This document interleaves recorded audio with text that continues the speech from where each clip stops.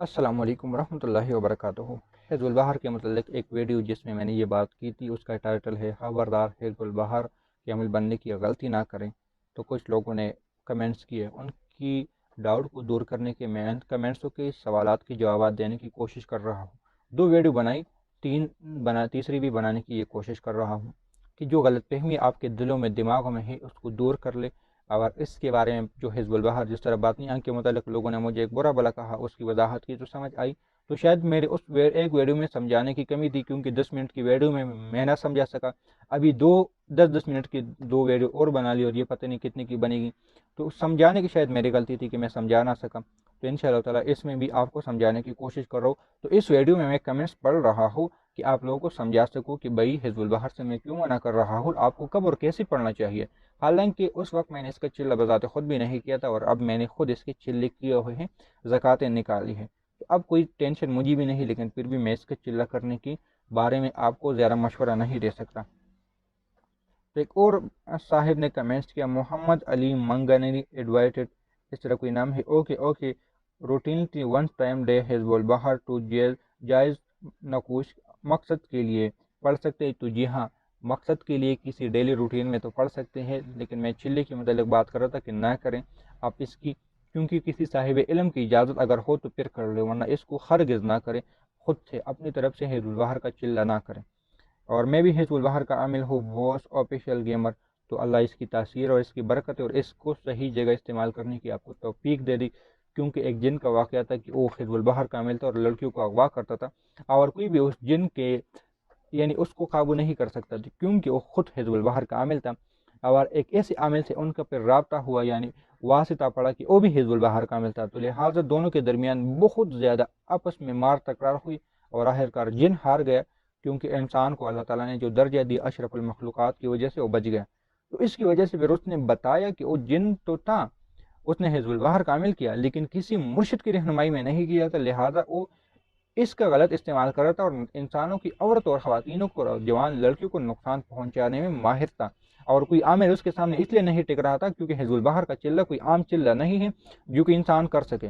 کیونکہ حزب البحر کی تعداد اور اس کی پڑھائی پہ بہت زیادہ وقت لگ جاتے ہیں، بہت زیادہ اس کی وجوہات ہیں۔ تو وہ جن نے کیا تو اس کی تو اپنی تاثیر تھی، اور جو عامل کامل سے واسطہ پڑا تو وہ بھی کوئی معمولی انسان نہیں تھا، بلکہ حزب البحر کا واقعی عامل تھا جس نے اس کی تاثیر کو 100% پایا تھا۔ اس لیے اس خاتون کو، اس عورت کو، اس لڑکی کو چھٹکارا مل چکا اس جن سے۔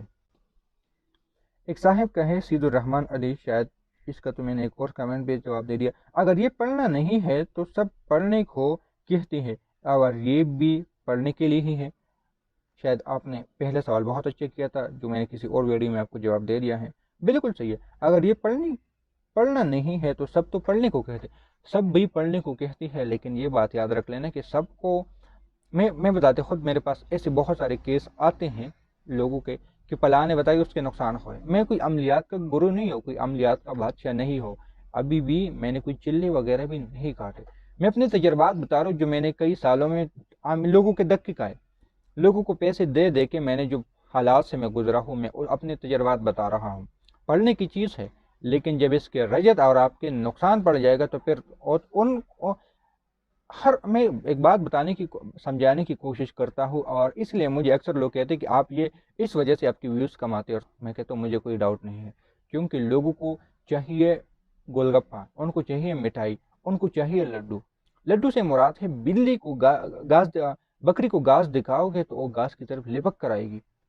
میں اس کے فوائد اگر بتاؤں گا اور اس کی لالچ دوں گا تو لازمی بات ہے یہ لوگ آئیں گے، اور بندر کے ہاتھ میں تلوار والی بات ہوگی۔ لیکن اس کے نقصانات، اور میری کوشش ہوتی ہے میں دونوں رخ بتاتا ہوں، اس لیے میرے ساتھ وہی چلتے ہیں جو سیکھنے والے ہوتے ہیں، پڑھنے والے ہوتے ہیں۔ ادھر ادھر مزے لینے والے کی میں نہیں بات کر رہا، مزے لینے والوں کے لیے یوٹیوب بری پڑی ہے، اور ان کے ٹائٹل، ان کے تمبل سے یہی پتہ چلتا ہے کہ انہوں نے ویوز لینا ہے اور بات ختم کرنی ہے،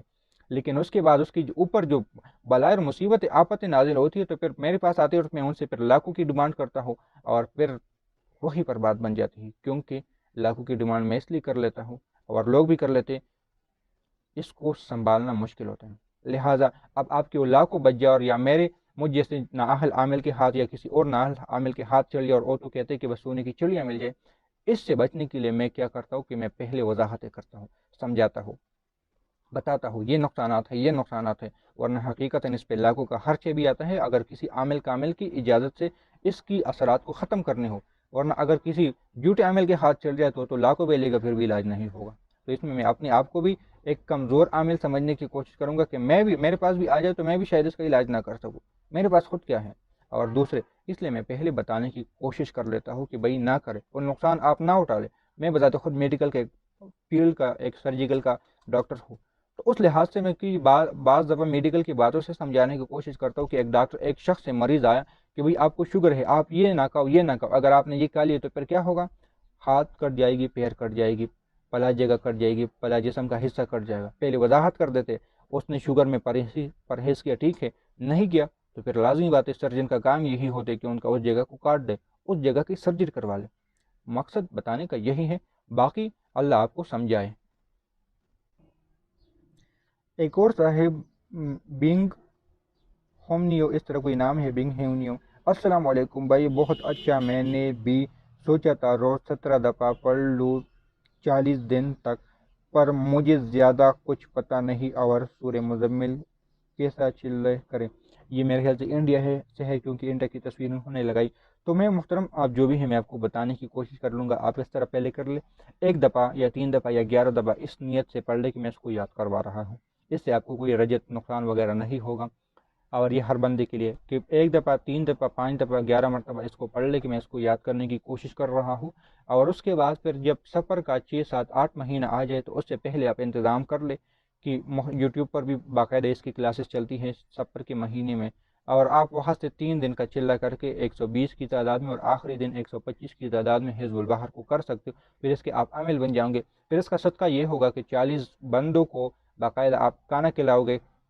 یا اپنے وزن کے بقدر چاول لوگے، اور یا حسب توفیق صدقہ دو گے۔ لیکن اس میں سے کچھ چیزیں میں نے اور بھی نوٹ کی جو بذات خود میں چلہ کر رہا تھا، تو اس میں کچھ چیزوں کو میں نے پہلے نوٹ کیا کہ اگر چلے سے پہلے آپ لوگ خود صدقات وغیرہ دے دو گے تو بہت بہتر ہوگا۔ اپنے پاس 3-4 تولے خوشبو رکھ لو گے تو بہت بہتر ہوگا، کم از کم 1 تولہ خوشبو روزانہ استعمال کر لے، جو کہ میں نے بذات خود بھی کیا تھا۔ کھجور اچھی کوالٹی کے اپنے پاس رکھ لو، خشک کھجور رکھو گے تو بہت بہتر ہوگا۔ دن کو تو روزہ ہوتا ہے، روزے کی حالت میں یہ ہے، لیکن پھر بھی رکھ لو تاکہ روزہ افطاری کے بعد آپ اس کو کر سکیں۔ اور اس کی جو ٹائم ہوتی ہے کہ دوپہر یعنی سحری سے لے کے مغرب تک آپ 120 کی تعداد کو پورا کرنا پڑے گا، اگر اس میں نہیں کرو گے تو پھر اگلے دن اس کو پورا کر سکتے ہو۔ تو یہ 7 عمل بننے کا طریقہ بھی میں نے بتا دیا۔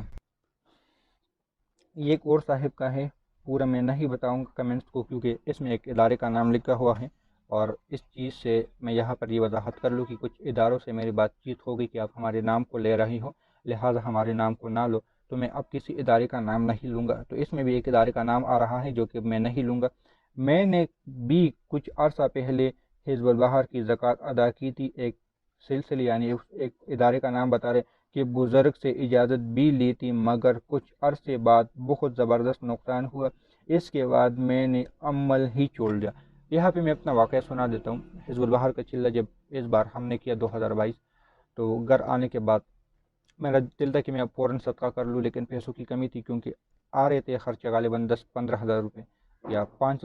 ہزار سے لے کے 15 ہزار تک، کیونکہ میں اور دوسرے ساتھی نے چلہ کیا تھا۔ تو گھر آئے ادھر ادھر پیسوں کے انتظار میں کہ ابھی سیلری آ جائے گی تو کر لیں گے، سیلری آ جائیں گی، اس میں 10 سے 15 دن ہو گئے،